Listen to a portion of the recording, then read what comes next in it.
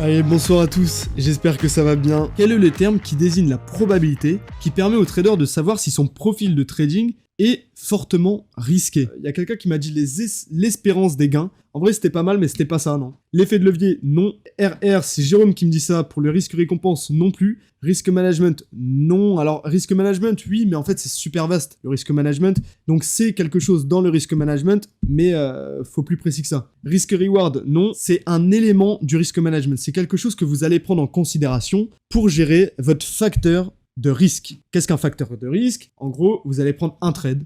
Imaginons, vous allez prendre un trade.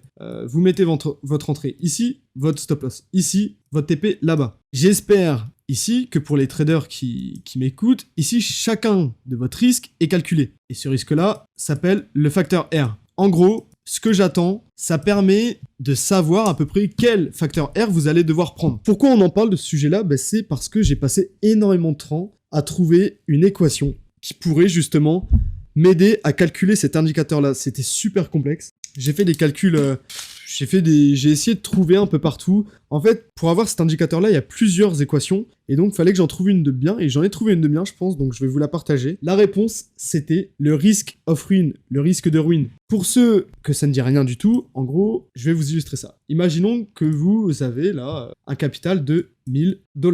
Vous voulez vous permettre, en gros, sur ces 1000 $ de capital, donc ça, c'est votre capital. Imaginons que vous avez un capital de 1000 $, vous vous dites, ok, si je perds 30%, donc si je fais moins 30% de drawdown, donc par exemple, vous avez une perte de 30%, donc vous arrivez à 700, vous vous dites, ok, j'arrête de trader, c'est bon, c'est pas fait pour moi, ou alors je revois mon plan, il y a un truc qui va pas, ça me va pas du tout. Et bien tout simplement, le risk of ruin, c'est la probabilité d'avoir justement cette perte-là. C'est la probabilité de perdre les 30% si vous êtes parti dans le cas où moi, je me permets de perdre que 30%. Par exemple, si quelqu'un parie tout son argent sur un simple pile ou face, le risk of ruin est de 50%. C'est ça, c'est exactement ça. Pour ceux qui tradent un petit peu et ceux qui veulent savoir leur RR, leur facteur R plutôt optimisé, n'hésitez pas à regarder ce site-là. Vraiment incroyable, c'est un outil indispensable pour construire vraiment un beau plan de trading. Imaginons ton profil de trading, tu connais ton win rate, tu connais ton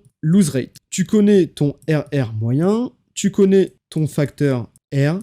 Avec ces données-là, tu vas pouvoir, alors en te donnant, je sais pas, par exemple, la condition c'est que tu vas avoir ton drawdown maximum, on va dire, de 30%. Donc, à partir de 30% de ton capital, si tu as 1000 de capital et que tu vas perdre 300 €, donc tu vas arriver à 700 €, tu arrêtes.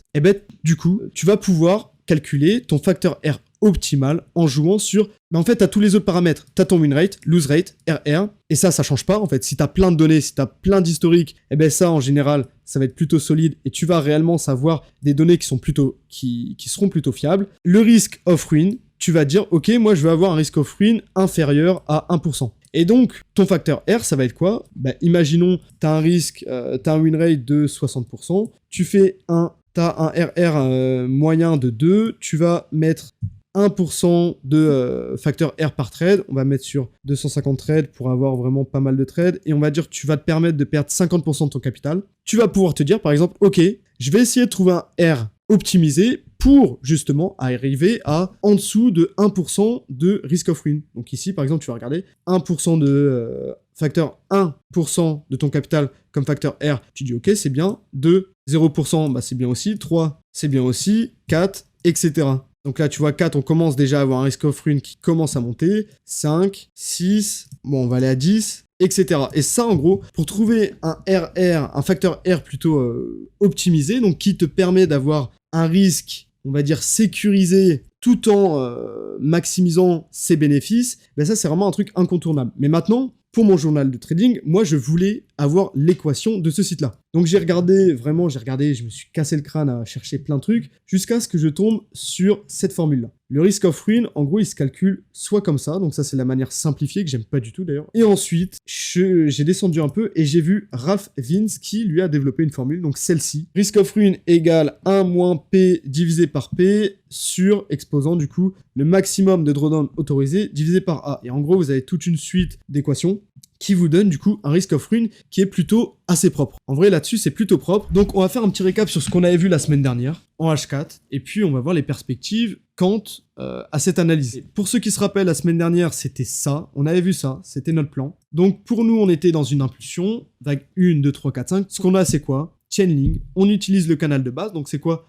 On démarre depuis la base, on va chercher la supposée vague 2, on superpose à la vague 1, et si on vient casser notre canal de base d'une manière assez forte, eh bien tout simplement on a d'énormes chances de se trouver dans une impulsion. Ensuite, ce que l'on va avoir, c'est donc une vague 3 qui va se développer, retracement en vague 4 qui peut venir chercher, en général on aime bien revenir chercher, alors il y a plusieurs zones, en gros il y a les 130, les plutôt 0,38,2 de notre vague 3, ensuite il y a les 0,5, et cette zone-là des 38,2 jusqu'au 0,5 est une bonne zone en fait de retracement pour une vague 4. Cependant, on peut avoir aussi d'autres choses. Par exemple, si on est dans une vague 3 en extension comme on a ici, eh ben, on aime bien chercher une vague 4 qui vienne non pas chercher entre les 0,38,2 et les 0,5, mais plutôt entre les 0,23,6 et les 0,38,2. Ensuite, on a d'autres zones clés super importantes. Le point de terminus de la vague 4 du sous-décompte. Vraiment, c'est une zone super importante qui est pas mal oubliée, je trouve, par les héliotistes. Cette zone-là est super importante. Et on a aussi donc le support de notre canal de base. Donc ces trois zones-là ensemble,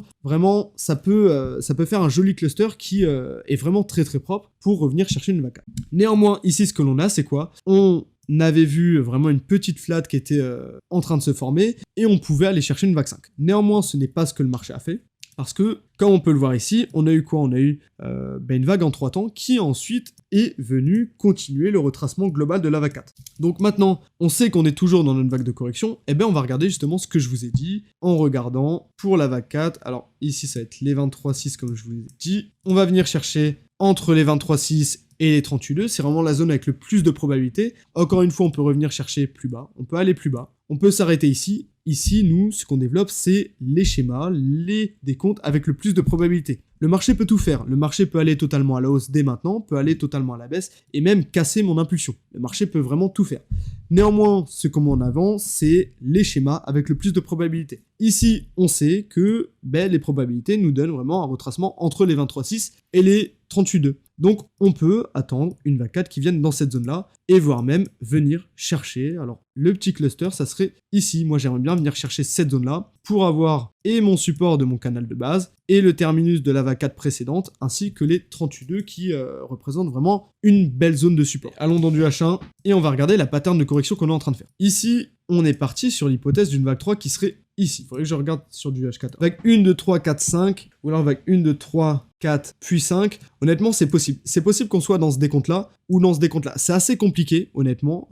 C'est assez compliqué. C'est pourquoi on peut développer plusieurs plans plutôt, excusez-moi. Donc on serait sur notre vague 3, une vague 3 ici. Ensuite, ce qu'on a fait pour ceux qui utilisent un peu les vagues d'Elliott, ce schéma-là, c'est vraiment une flat. Pour moi, on est totalement sur une flat qui s'est continuée. Donc ici, on a eu un retracement. Donc WX plutôt ABC, et ici on continue la chute. Donc là pour moi on est toujours dans la pattern de correction, Je pense qu'on va aller chercher un petit peu plus bas pour venir chercher la zone qu'on a travaillé en H4 et ensuite repartir à la hausse pour finir notre schéma d'impulsion et finir tout simplement cette impulsive en 5 temps. Donc il y aurait plusieurs patterns. Là ici ça pourrait être, je sais pas, une flat, par exemple en ABC, avec ici une 1, 2, 3, 4, 5. Ça pourrait être ce schéma-là. Ça pourrait être, comme je vous ai dit, une vague 3 qui se finisse ici, qui s'est finie ici, pour nous faire une jolie ABC et venir chercher plus bas pour repartir à la hausse. Là, c'est un petit peu compliqué, honnêtement. Moi, je rentre pas dans le détail parce que il y a différents plans, en fait. Il faudrait aller trop dans le détail et c'est un petit peu compliqué. Et honnêtement, lorsqu'on rentre dans des degrés aussi compliqués, aussi faibles que ça, il y a moins de probabilité que votre décompte soit bon. Et j'ai pas tout simplement envie de faire un décompte ici pour vous faire à chaque micro-mouvement des petits updates qui changeraient totalement la donne. Donc on va pas faire ça ici, on va rester en 4 heures. Nous, ce que l'on attend, c'est quoi? Un retracement de cette sorte-là pour venir compléter ensuite, chercher notre vague 5 qui serait du coup, alors attendez, on va remettre les probas aussi parce que ça c'est pas bon. Voilà, je pense on ferait quelque chose de la sorte. Retracement pour venir chercher une vague 4 et ensuite chercher la vague 5 qui risque de finir à peu près là pour ensuite avoir un beau retracement. Comme ça, on aura fait un cycle complet des vagues d'Elliott, donc la vague 1, 2, 3, 4, 5 et ensuite seulement on pourra commencer notre grand retracement en ABC pour venir chercher une vague de correction dans le cas en fait tout simplement où ici on a effectué notre bottom. Bon, voilà un peu l'analyse sur le BTC, on va quand même enchaîner avec maintenant ETH. Donc ETH, comme BTC, c'était pas important. Ce qu'on a analysé la semaine dernière, c'était quoi? C'était un triangle. Donc là, ce que je vous ai montré sur le BTC, ce qui peut arriver, le supposé triangle, pour ensuite casser à la hausse, tout simplement, c'est ce qui s'est développé sur ETH, donc pas mal intéressant. On a une belle cassure pour aller chercher vraiment un petit peu au-dessus. Pour moi, je suis encore assez loin de ce que j'attends, là, pour moi, je pense qu'on est dans une vague 1, 2, 3, 4, 5 pour venir chercher un petit peu plus loin. Parce que là, notre zone, notre cluster, la zone avec le plus de probabilité de retournement, c'est entre les 1744,10 et les 1789,81. Pourquoi cette zone-là? Ben, il y a plusieurs facteurs. Premier facteur, c'est quoi? Le retracement du segment le plus important de la vague 4. Donc on prend les 138,2, pour une vague 5 c'est entre cette zone-là. Et ensuite, ben, on sait que lorsqu'on fait une vague 3 en extension, comme on l'a fait, les deux segments adjacents, donc la vague 1 et la vague 5, donc les segments adjacents motrices, doivent chercher une égalité, donc les 100%. Donc j'ai pris la longueur de la vague 1, que j'ai reporté à la vague 4, et donc le cluster c'est quoi? Ben, c'est la zone entre les 138,2 et les 100%. Et donc ça donne une belle zone en fait où tu as le plus de chances de retournement. Si elle est finie et qu'on n'est pas justement dans cette vague 1, 2, 3, 4, 5, et ben là il faudra attendre un bon retracement. Parce que ça veut dire qu'on a fait notre vague 5, et le retracement, et ben il faudra venir chercher entre les 0,5 et les 0,618 parce qu'on sera dans un autre cycle, donc un autre degré, une nouvelle impulsion, vague 1, 2, 3, 4, 5. Et donc là, pour une vague 2, vous le savez, hein, la zone la plus probable, la zone de retournement que l'on attend au tournant pour une vague 2, c'est entre les 0,5 et les 0,618. Donc cet indicateur, c'est quoi? C'est le Williams % R sur 5 périodes et 10 périodes, il me semble, 10 périodes, ouais c'est ça. Ici, on est toujours dans notre tendance de fond qui est haussière, donc ici, regardez, on est au-dessus du niveau des 15. Depuis ce moment-là, on est toujours dans une tendance de fond qui est haussière. Pour l'instant, on n'a pas de retournement, on n'a pas de signaux de retournement, même si on a un affaiblissement de notre tendance haussière. Donc on attend. Du moment qu'on n'est pas un petit pic en dessous des moins 15, pour l'instant on n'a pas le retournement de tendance, donc sur ETH je suis toujours haussier, et du coup ouais pourquoi pas vague 1, 2, 3, 4, 5 pour aller venir chercher un petit peu plus haut. Donc ce que l'on attendait sur BTC ETH c'est quoi? Ici on était dans une petite impulsive, on est sur une petite impulsive, vague 1, 2, 3, 4, 5, on attend d'aller à la hausse sur du weekly. Ici ce que l'on attend c'est vague 1, 2, on attend de venir chercher une vague 3, vague 4, vague 5. Donc là, ETH est censé prendre beaucoup plus de force que BTC sur du long terme. Mais là, on parle vraiment du long terme. Hein. Vous voyez très bien, 2024, 2025. C'est vraiment pas, c'est pas demain. Hein. C'est pas la porte d'à côté. Ensuite, ce que l'on a fait, c'est quoi? Vague 1, 2, 3, 4 et 5. Donc là, on est tout simplement dans notre dernière jambe haussière de notre sous-vague 5 pour venir chercher cette vague 3 en blanc ici. Le décompte, on en est où réellement? On est dans une vague 1, 2, là on est dans un retracement, c'est chiant.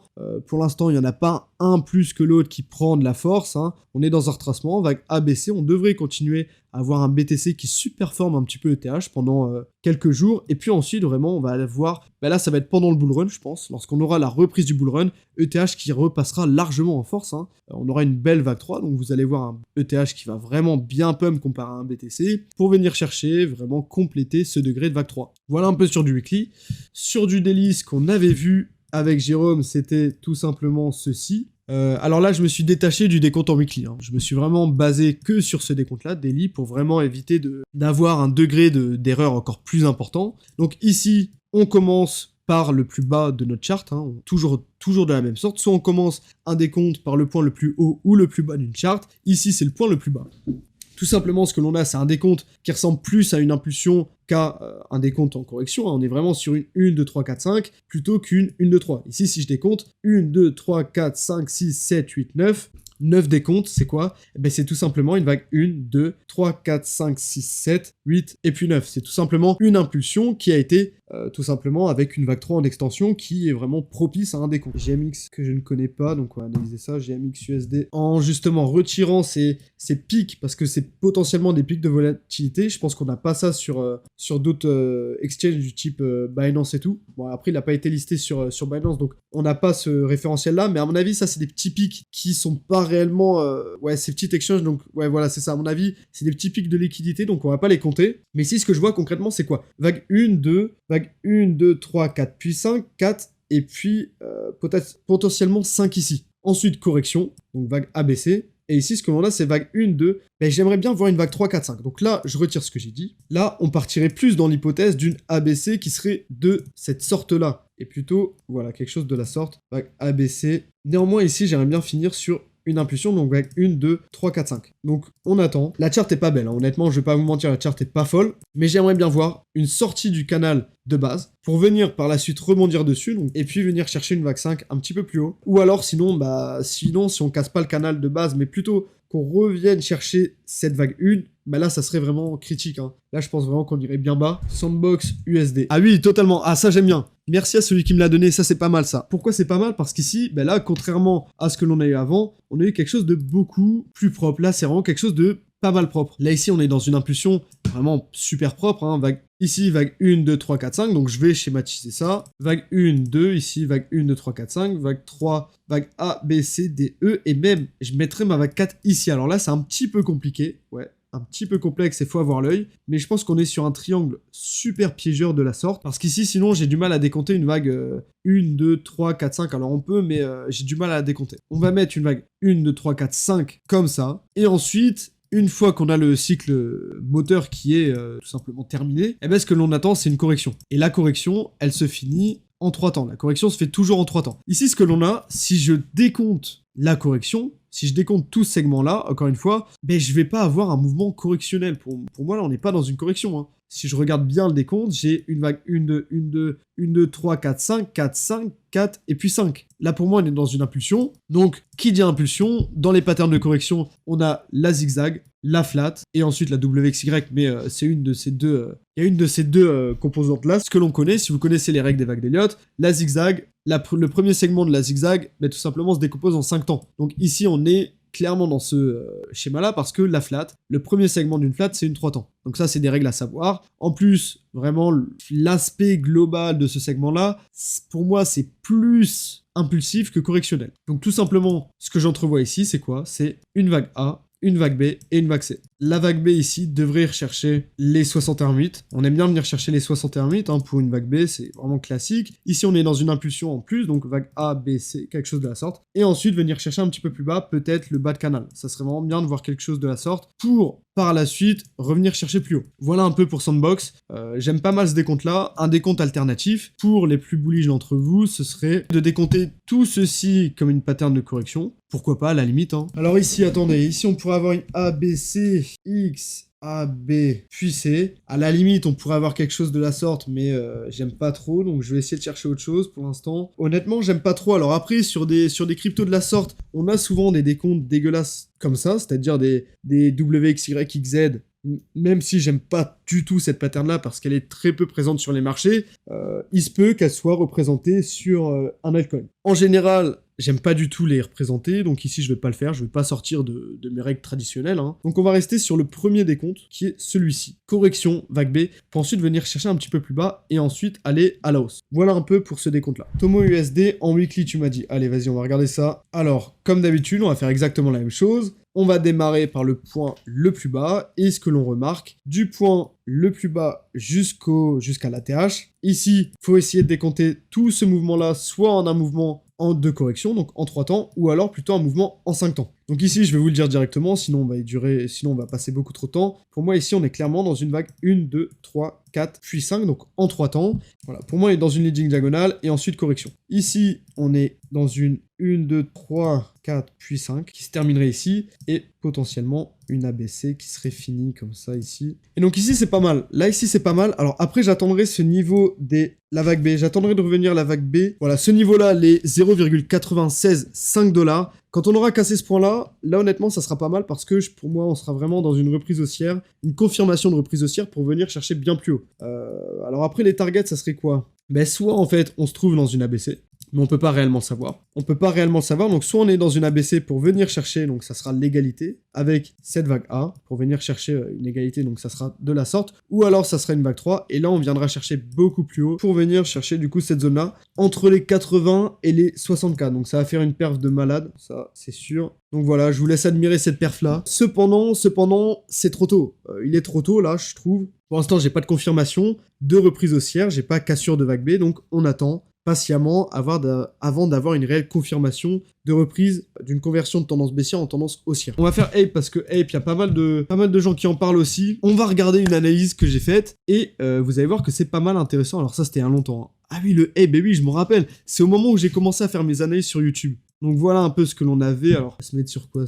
Il y avait vraiment une putain de hype autour de ça, parce que ça avait pas mal pété, je crois. Et donc ici, ouais voilà, on avait cette pattern là, on avait vraiment une grosse poussée haussière avec le listening, et puis tout simplement on avait une correction. Alors c'était assez complexe à décompter ça, franchement c'était assez compliqué. Ce que l'on attendait nous c'était quoi? C'était un mouvement mais en 3 temps, vague A, B, C. La vague A, tout simplement elle s'est faite directement, super rapidement, donc ça impulsif. Ensuite retracement vague B, la vague B s'est faite en zigzag, vague A, B, C. Et ce que l'on attendait, c'était une correction que l'on a eu depuis mon analyse. Alors, c'était ici, on a eu un moins 78%. Alors, on avait une 1, 2, 3, 4, 5, ici qui a été validée. Vague 5 même, je mettrai ça ici. Et maintenant, il faut décompter tout ce charabia-là. Faut décompter tout ça. Donc là, pour l'instant, c'est une ABC. C'est presque sûr. Regardez ça, on a un énorme triangle ici. On a un énorme triangle. Vague A, B, C, D, puis E. Puis ensuite, cassure à la baisse. Est-ce qu'on serait pas dans une... Alors, attendez. Comment on pourrait faire ça?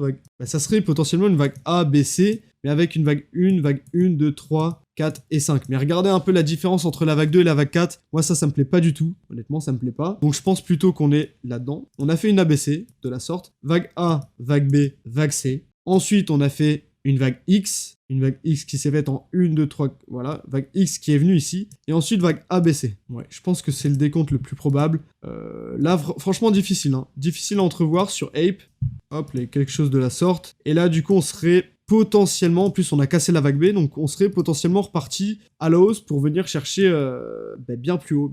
Je vais pas vous donner des targets de prix parce que ça serait assez élevé.